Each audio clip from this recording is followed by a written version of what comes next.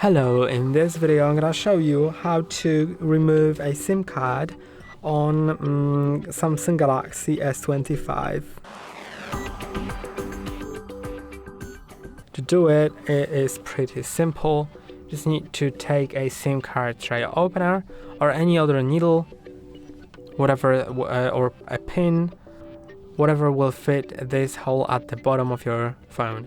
Make sure you're putting it into that one, not this one, because this is the microphone and you can break it if you put the opener here.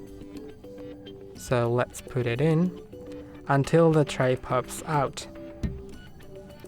Now you can just pull the tray out, and here I have two SIM cards. I can take them out easily and put that tray back in again.